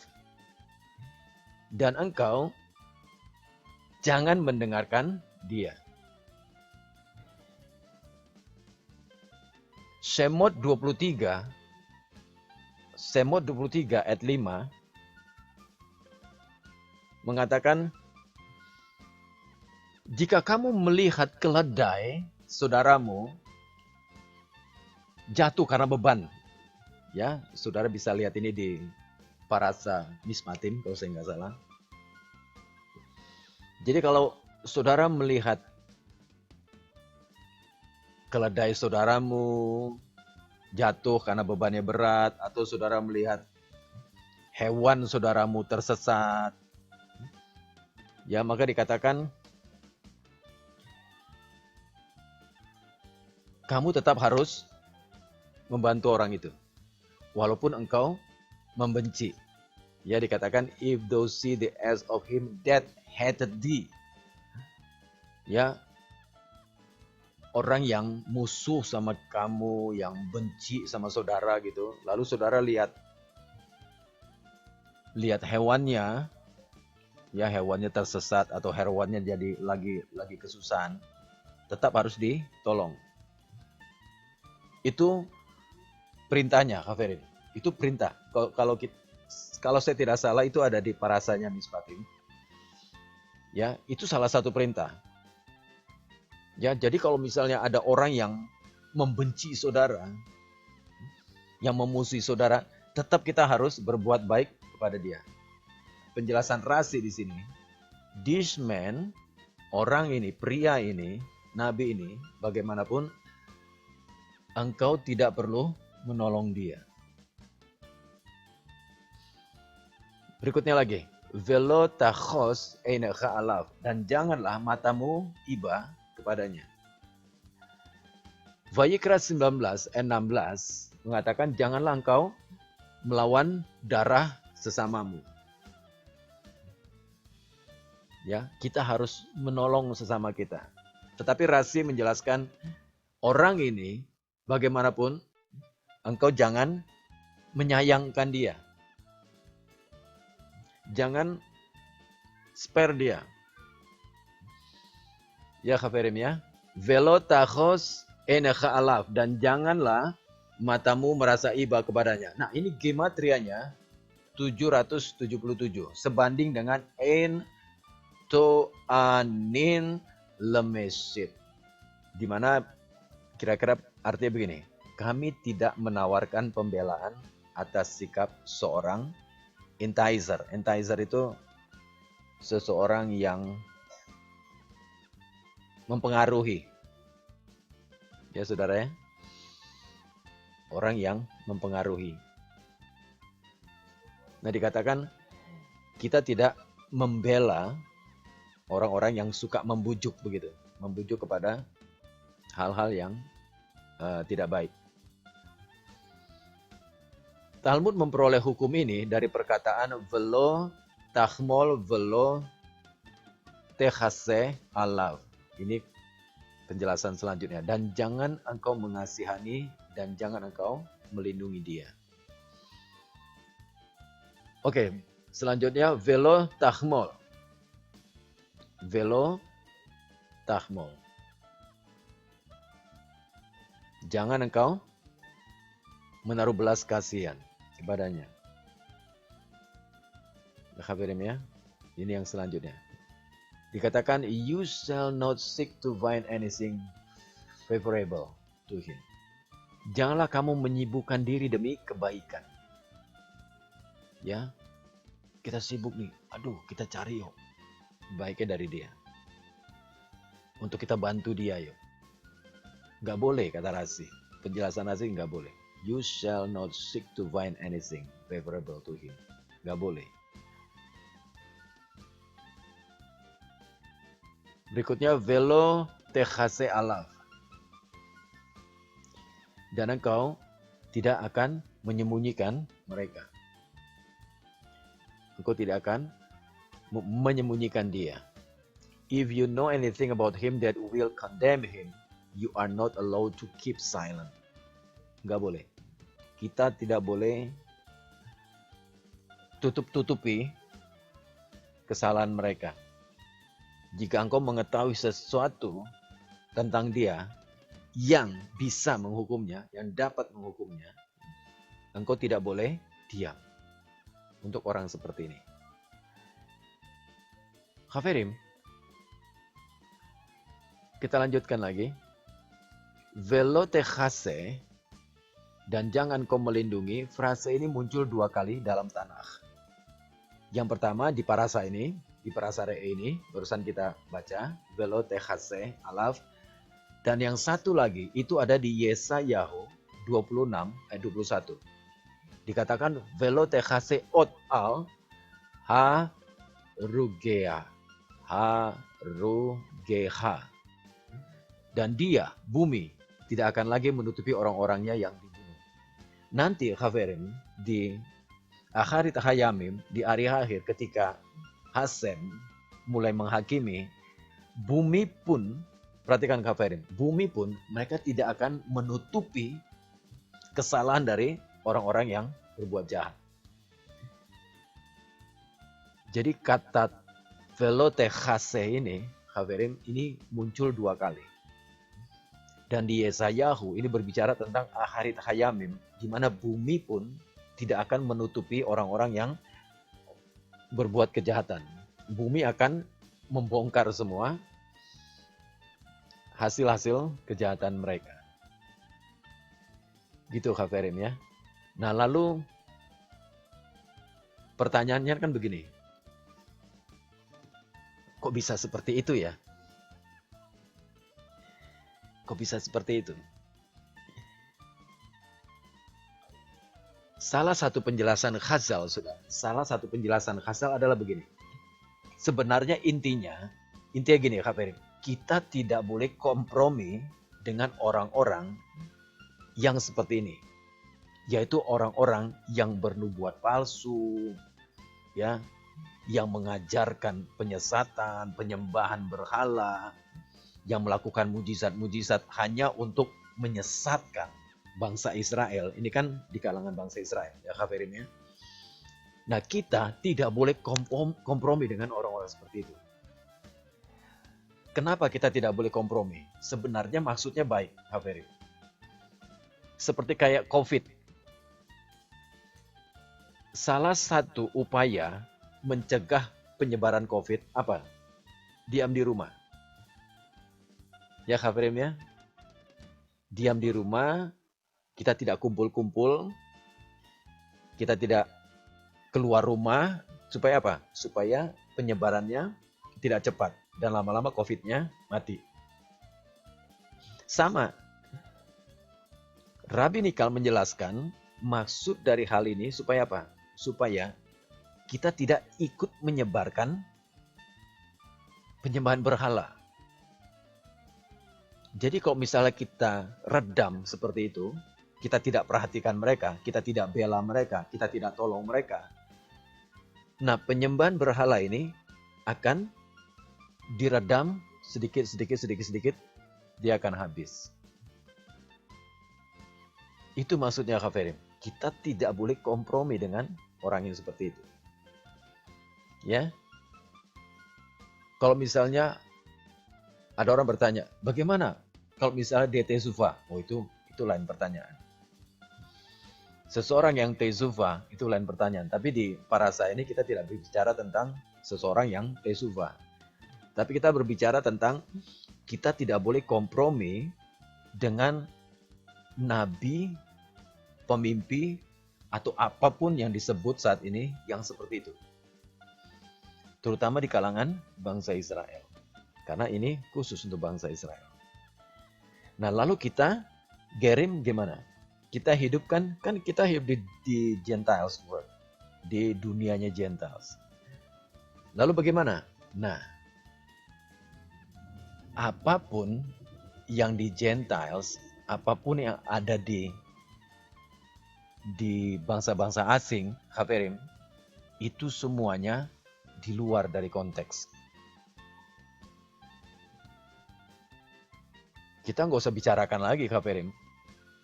Ya, apapun yang kita dengar, yang dari Gentiles, ya bukan, ini bukan dari Israel. Apapun yang kita dengar di dunia Gentiles, yang nubuatan lah, yang mujizat lah, segala apalah, itu semuanya di luar konteks, Pak Ferim ya. Nah, saya cuma mau mengingatkan begini, kalau ada saudara yang tertarik mendengarkan, saudara sudah melawan dari otoritas Mose di sini. Kita tidak boleh mendengarkan, kita tidak boleh memperhatikan, kita nggak boleh tertarik. Lalu boleh nggak kita membicarakan mereka? Sebenarnya nggak boleh. Karena ketika kita membicarakan mereka, itu sama aja seperti kita sedang menyaksikan mereka. Kita sedang memberi kesaksian tentang mereka. Itu sama aja kita sedang melawan Hakadosh Baruch Hu. Nggak boleh, Haverim. Ya, yang sulitnya adalah di dunia Gentiles. Karena susah untuk meredam mereka. Tapi kalau di dunia komunitasnya Israel, mereka harus redam itu. Nah, Haverim, ini yang tadi di awal saya katakan bahwa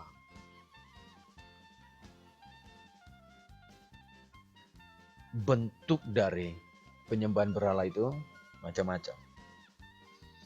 Sangat luas, ya Haverim ya.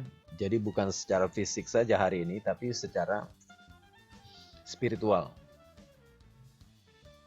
yang mempengaruhi hati dan pikiran manusia saat ini. Ini yang harus kita waspadai baik-baik. Makanya penting bagi kita untuk mendengarkan mitzvot, mendengarkan perintah Hashem dan melakukan mitzvahnya Hashem. Supaya apa? Supaya nesama kita hidup. Supaya kita menerima berkat. Apa itu berkat? Peningkatan dari kebaikan yang Hashem berikan kepada kita. Itu yang Mose ingin berikan kepada kita. Nah, kalau kita dengan segenap kekuatan kita melakukan itu, Haveri, maka spark dari Mose juga bisa menjadi bagian kita. Ya Haveri, bisa menjadi bagian kita. Spark dari Mose. Baruch Hashem. Oke, kita lanjutkan. Kita lihat waktu ya Haverim ya. Kalau misalnya sudah waktunya, kita berhenti saja. Devarim 13 ayat 19. Ini kalau nggak salah ayat terakhir dari pasal 13. Dikatakan Kitisma bechol Adonai Elohecha lismor et kol hamitzvot aser anochi metzavacha hayom.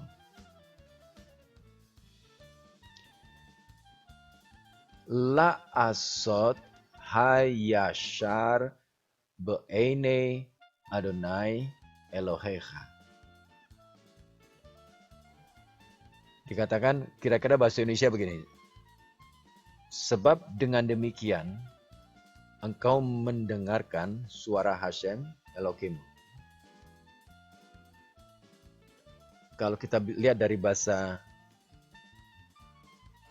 Ibrani kitishma. For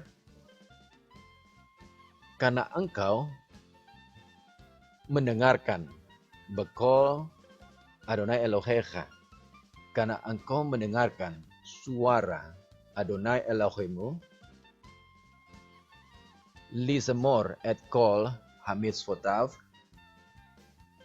melakukan atau shomer, berpegang, keep, menjaga seluruh mitzvot, seluruh perintahnya, mitzvotav, asher anoki metzav hayom, yang aku perintahkan kepadamu hari ini, la'asot hayashar be'enai Adonai Elohecha, dengan melakukan apa yang benar di mata Adonai Elohimu. Ini ayat terakhirnya, ya kabarimnya. Dengan melakukan apa yang benar di mata Adonai Elohimu.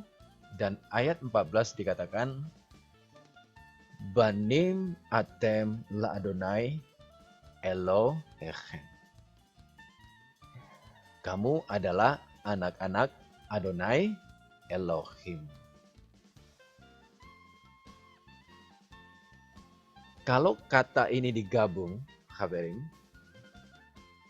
ayat terakhir dari Devarim 13 digabung dengan Devarim 14 ayat pertama, dengan melakukan apa yang benar di mata Adonai Elohimu, la'asot hayasar be'enai Adonai Elohecha, disandingkan dengan banim atem, engkaulah anak-anak. Ini menunjukkan bahwa bila Israel melaksanakan kehendak Hakadosh Baruch Hu, yaitu melakukan apa yang benar di mata Hashem, mereka akan disebut, mereka akan dipanggil anak-anak Elohim. Ya kabarimnya, apabila engkau melakukan apa yang benar di mata Adonai Elohimu, maka engkau akan disebut anak-anak Elohim. Jadi istilah Ben Elohim, kabarim, itu bukan ada di perjanjian baru aja. Di Torah sudah ada istilah ini. Siapa itu anak-anak Elohim? Israel. Israel anak-anaknya Elohim. Secara komunal dan secara pribadi. Jadi kalau misalnya ditanya, siapa itu anak-anak Elohim? Israel.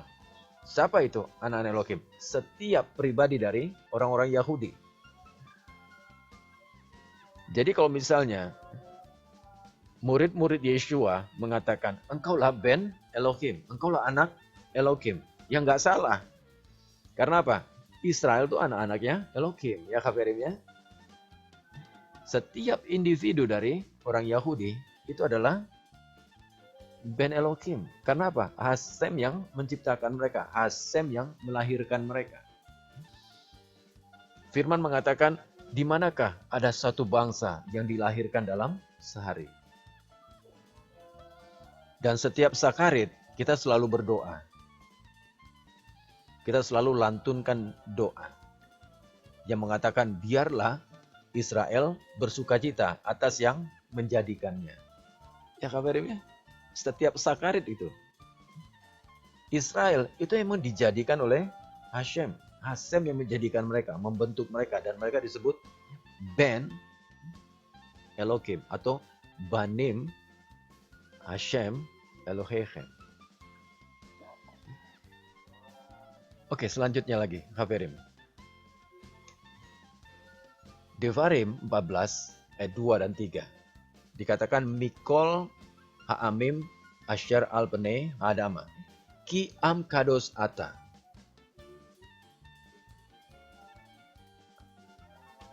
Ki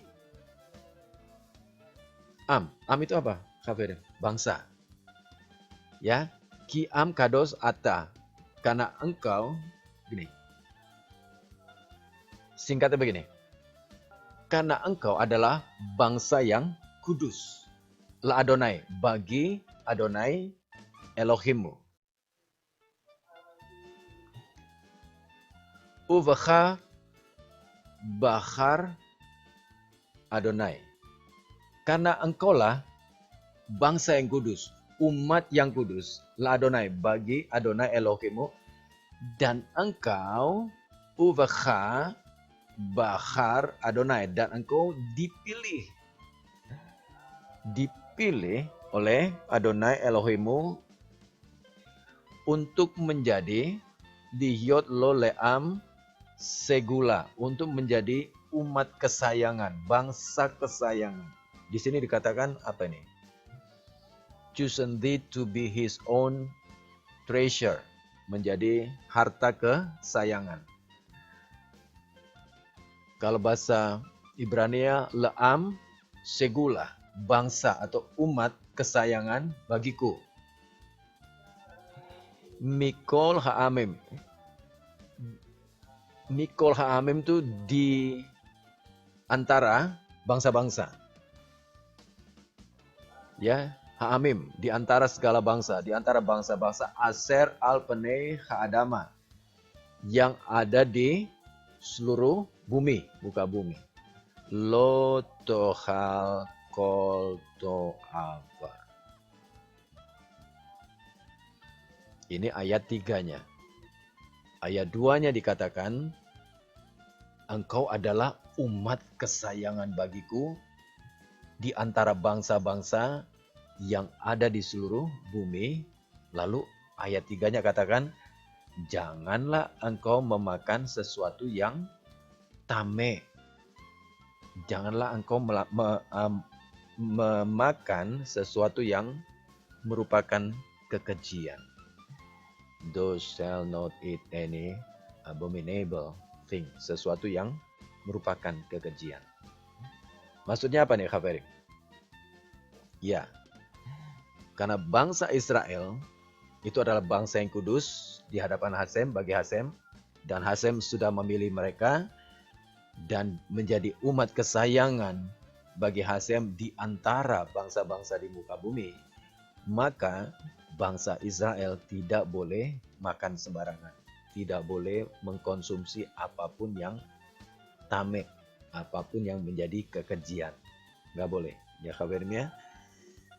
Devarim 14 ayat 17 18. Ini juga ya dikatakan bahasa Indonesia kira-kira begini. Tetapi inilah yang tidak boleh kamu makan dari antara yang memamah biak atau dari antara yang berkuku belah dan bersela. Unta, kelinci, hutan, dan marmot. Karena semuanya itu memang memamah biak tetapi tidak berkuku belah. Lalu dikatakan Temeim hem lachem.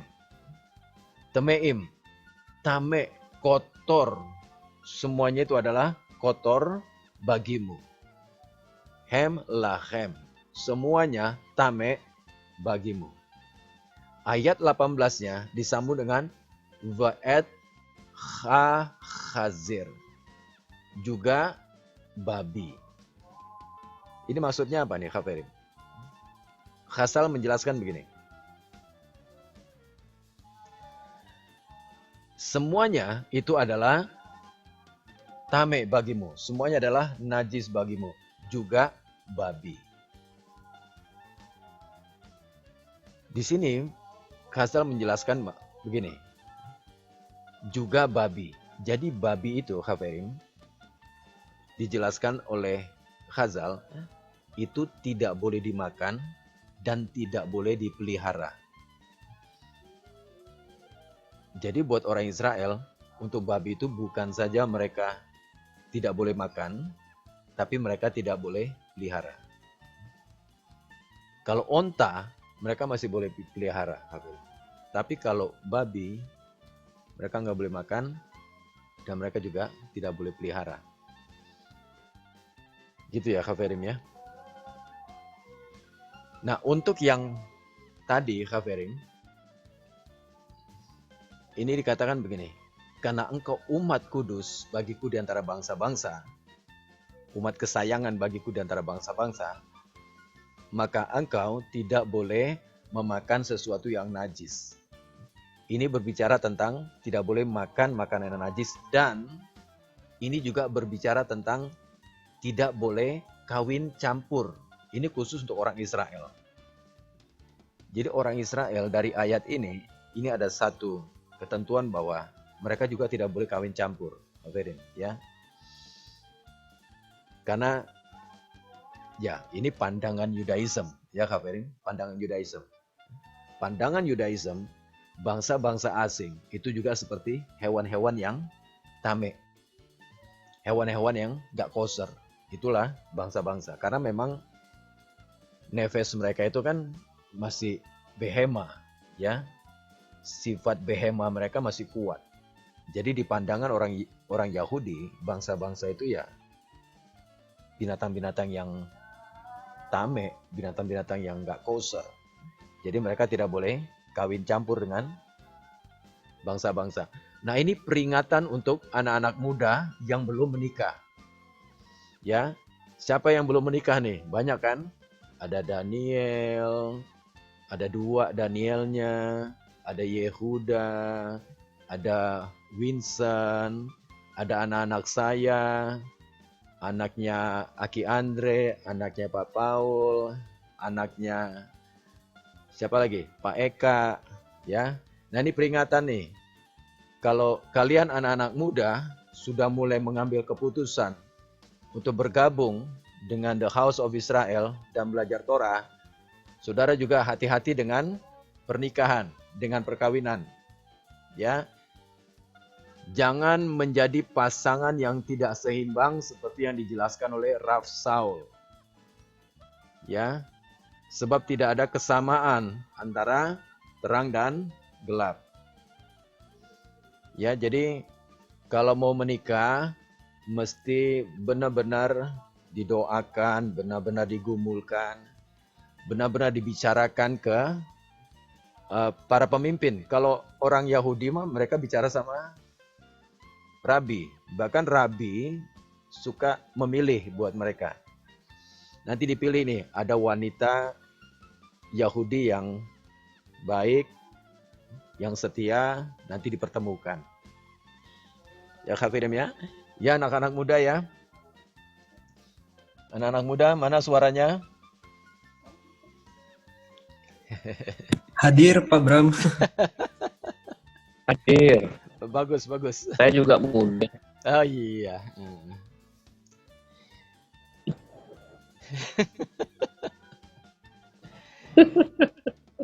Ini penting nih, anak-anak muda penting. Soalnya begini, anak-anak muda itu kan kalian kan generasi penerus, yang akan meneruskan kita. Maksudnya apa? Kita nih kan udah terlanjur. Karena dulu nggak tahu kan, dulu nggak tahu ya sudah terlanjur. Jadi anak-anak muda harus benar-benar cari pilihan yang sesuai dengan kehendak Hashem. Supaya apa? Penerus kami bisa kami percayakan. Ya, kami bisa mempercayakan Torah, kami bisa mempercayakan halakha, kami bisa mempercayakan komunitas ini. Kami tahu ke tangan orang-orang yang worthy, orang-orang yang sadik, ya, orang-orang yang memahami Torah. Baruch Hashem. Haleluya. Ya, kita lanjut lagi, Hafirim. Ya, ini sudah jam 6, ya, nggak usah kita panjangkan lagi. Oke, terakhir aja, terakhir. Saya ambil yang terakhir. 15 ayat 1. Ini penting nih KPRI. 15 ayat 1. Dikatakan begini. Observe the mount of Abib. Shemor et Chodes Ha'aviv. Ingat akan bulan Abib, bulan Aviv. Bulan Aviv itu biasanya disebut juga bulan Nisan. Kodes HaKodashim. Ya, Haberim. Dikatakan ingat dan keep the Passover unto the Lord thy God. For in the month of Aviv the Lord thy God brought thee forth out of Egypt by night. Kamu harus memelihara, memelihara bulan Aviv, bulan Nisan, dan menjaga atau memelihara Pesach. Pesach Adonai Elohimu pada bulan Abib. Sebab Adonai Elohimu membawa engkau keluar dari Mesir, dari Misraim pada waktu malam. Ini penting, saya taruh di ujung, padahal inilah judul dari pembahasan kita. Ya, Khaverim ya. Rasi menjelaskan begini. For in the month of Abib, the Lord thy God brought thee forth from Egypt by night. Dikatakan, bukankah mereka keluar dari Mesir bukan malam? Mereka keluarnya siang. Sebab dikatakan, on the morrow after the Passover, the children of Israel went out. Jadi malamnya itu, mereka cuma mempersembahkan korban Pesach. Mereka makan korban Pesach. Dan pagi-paginya mereka baru keluar meninggalkan Mesir. Tapi kenapa dibilang? Karena malam itulah Hasem membawa engkau keluar dari Mesir. Kenapa dikatakan malam? Padahal pagi. Kita bisa lihat di dalam Shemot 12 ayat 31. And he called for Moses and Aaron by night and said, rise up, go forth from among my people. Ya Khaverim ya. Nah kalau kita melihat di dalam penjelasan Sifrei menjelaskan begini.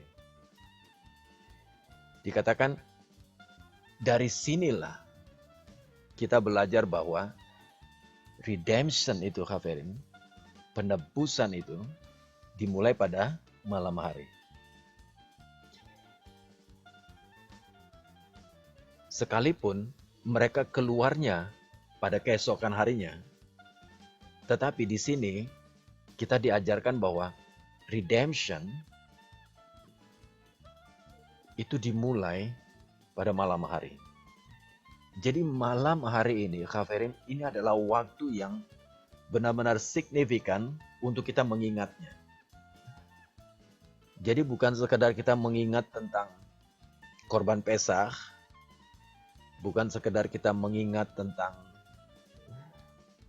persembahan Pesach, tapi kita mengingat tentang penebusan yang Hasem lakukan kepada bangsa Israel pada malam hari. Dan malam hari ini adalah waktu yang harus kita ingat, Khaverim. Ada beberapa ayat yang saya sampaikan. Pertama, Yohanan 9:4. Kita harus mengerjakan pekerjaan Dia yang mengutus aku selama masih siang. Akan datang malam, di mana tidak ada seorang pun yang dapat bekerja. Karena kenapa Khaverim? Karena malam itulah waktunya kita menerima redemption. Malam ini unik nih Khaverim. Malam ini adalah akhir, kalau buat bangsa Israel ya, malam ini adalah akhir dari hari dan awal dari hari yang baru. Kebiasaan orang Yahudi kalau malam itu mereka selalu merenung apa yang sudah mereka lakukan hari ini, Apakah mereka sudah melakukan mitzvot? Apakah mereka sudah melakukan gemilut hasadim? Apakah ada dosa, ada kesalahan yang mereka lakukan? Mereka introspeksi pada malam hari. Dan malam hari bukan waktu untuk bekerja, tapi malam hari waktu untuk masuk di dalam renungan, masuk di dalam ucapan syukur pada Hashem. Ini perkataan dari Yeshua. Dan di ayat yang lain dikatakan, waktu tengah malam terdengarlah suara orang berseru, mempelai datang, song-songlah dia. Jadi redemption itu, mempelai itu, Hafirim, itu datangnya pada malam hari. Malam hari itu berbicara waktu di mana kita sudah menyelesaikan semua kerjaan. Malam hari juga berbicara tentang waktu yang tidak bisa kita tebak. Kapan itu terjadinya? Tengah malam juga berbicara tentang awal dari hari yang baru. Awal dari waktu yang baru yang Hashem berikan kepada kita. Malam juga berbicara tentang kekuatan Hashem. Setiap malam kita menyebutkan berkat Hama Arif Arafim. Kita mengucap syukur. Hashem menjadikan malam. Hashem brings the night. Hashem membawa malam kepada kita. Ini maknanya dalam, Hafirim. Kenapa kita mengucap syukur? Karena Hashem membawa malam. Karena malam itulah akan terjadi redemption. Kalau kita melakukan mitzvah ini, Hafirim, ya, satu saat itu akan terjadi. Redemption akan terjadi. Lalu dikatakan juga di dalam Matius 20 ayat 8, ketika hari malam, Tuhan itu berkata kepada mandurnya, panggillah pekerja-pekerja itu dan bayarkan upah mereka. Saya mau tanya sama Hafirim. Ini Hafirim yang kerja ya, kayak Pak Eka kerja. Pak Eka kalau dikasih gaji dikumpulin malam-malam apa? Saya juga pernah kerja, Hafirim. Gak pernah tuh kita mau terima gaji dikumpulinnya malam-malam. Ini aneh ya, Hafirim ya. Ini malam hari nih, udah malam baru dipanggil, baru dikasih upahnya. Jadi malam ini bicara apa nih, Hafirim? Akhir dari semua pekerjaan.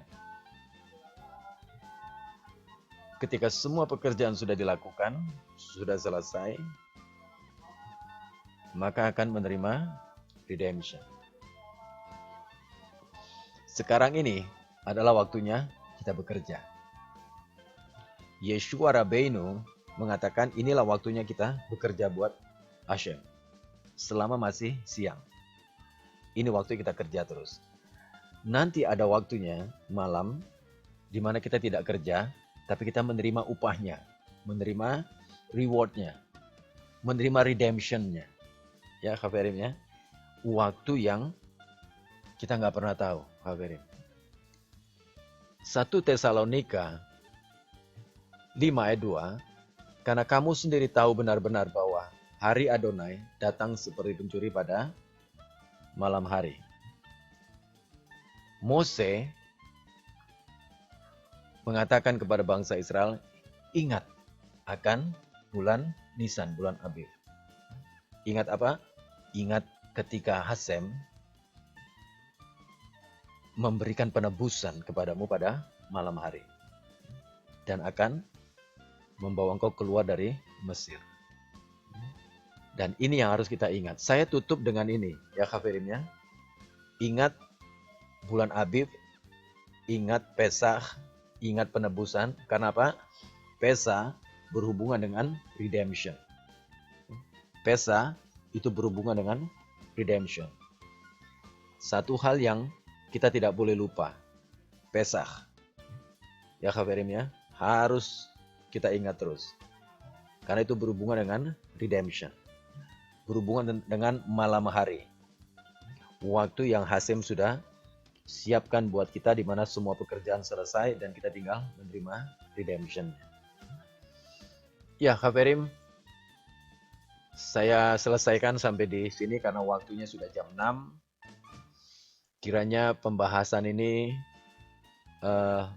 memberkati kita semuanya, memberkati Haverim semua. Mari kita tutup dengan mengucapkan berkat setelah kita belajar Torah. Baruch ata Adoshem Elokeinu melech haolam asher natan lanu torat emet vechai olam nata betochenu. Baruch ata Adoshem noten hatorah. Diberkatilah engkau Adoshem Elokim kami, Raja alam semesta yang telah memberikan kami Torah kebenaran dan memberikan hidup yang kekal di tengah-tengah kami. Diberkatilah engkau Adoshem, sang pemberi Torah, di dalam merit dari Mesias kami Yeshua. Sama-sama kita katakan amin. Amin. Amin. Amin. Amin. Baruch Hashem.